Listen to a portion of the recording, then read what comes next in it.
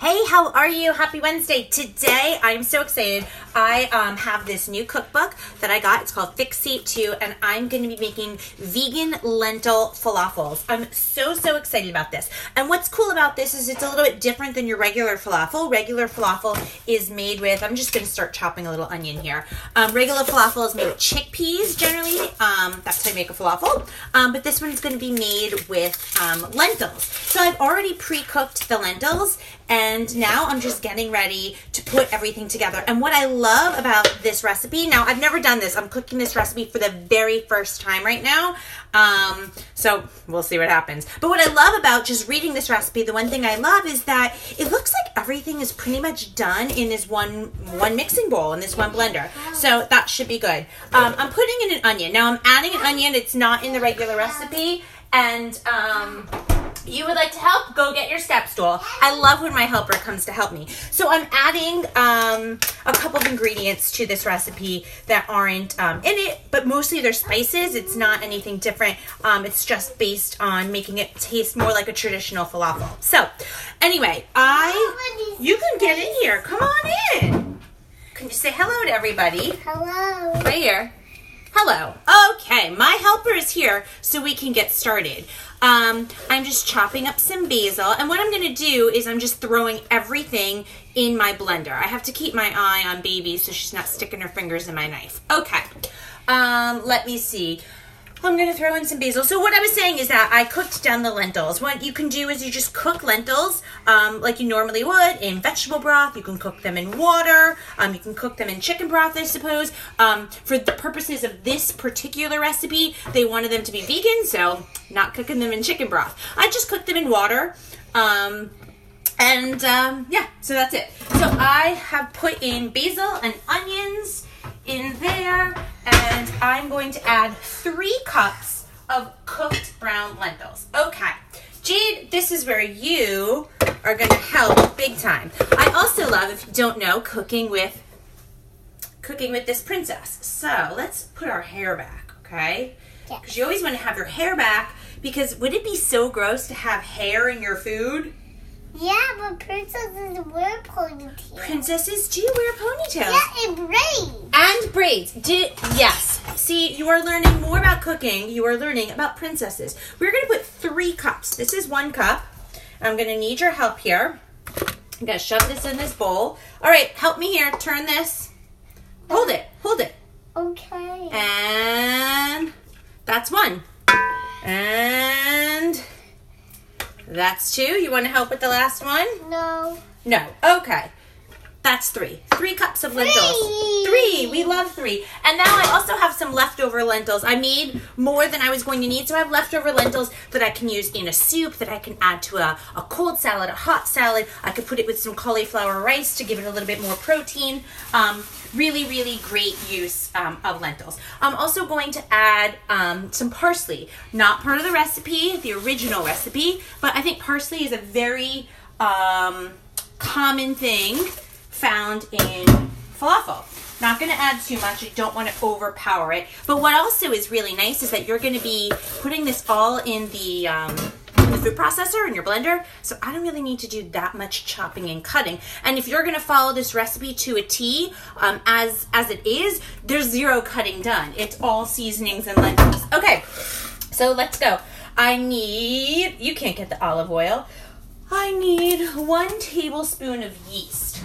So yeast is one of those things that you probably don't have unless you bake your own bread. And I know you're probably going to be like, who bakes their own bread? I do. I love baking bread. It's so much fun. Someone recently, gosh, I can't remember who it was. Someone recently sent me a recipe for like, hold on, 3 cups of cooked, blah, blah, blah, blah, blah. Let's read the recipe for homemade bagels, which I thought was kind of cool.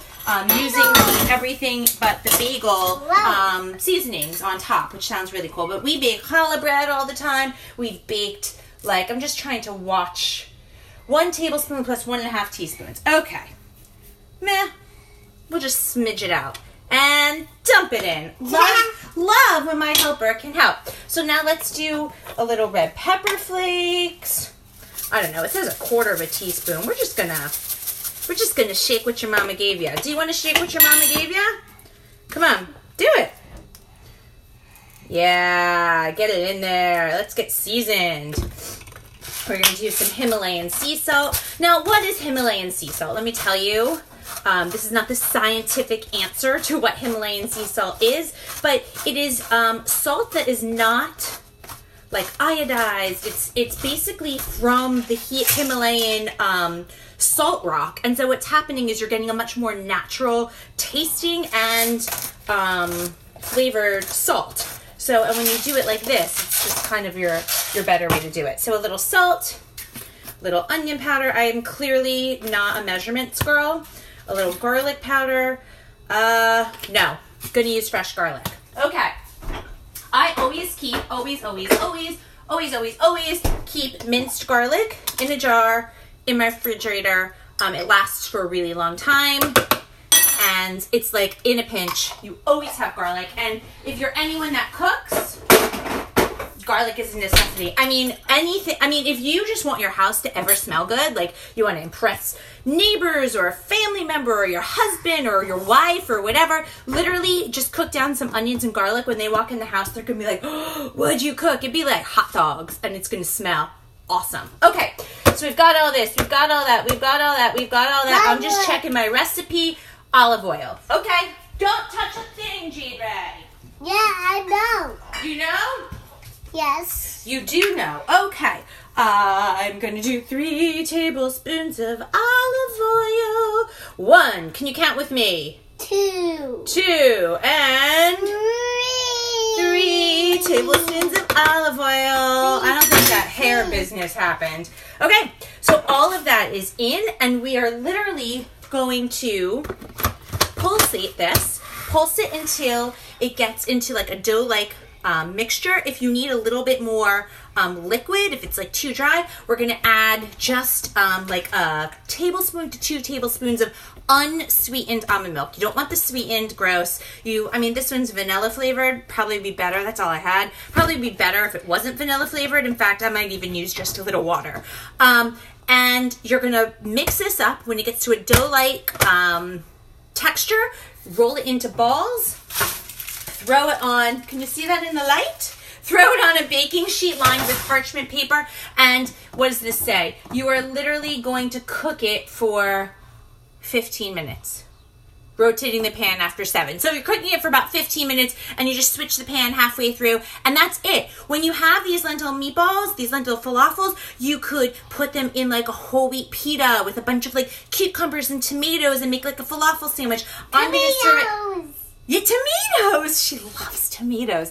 I'm going to make it as like a salad bowl for dinner tonight with like a lot of cucumbers, more tomatoes, maybe some peppers, maybe some spinach. I make like a huge big salad out of these falafels. Another wonderful thing to do would be to make a tzatziki sauce with it, which is basically just like yogurt and dill and cucumber. I'll catch you in another video for that. But that's another great thing. If you can't make tzatziki, just throw a little, whole yogurt on top as a little drizzle sauce. It would be absolutely delicious. So I cannot wait to try these. I will comment in the section below how they taste and say goodbye. Goodbye. Thanks for checking out.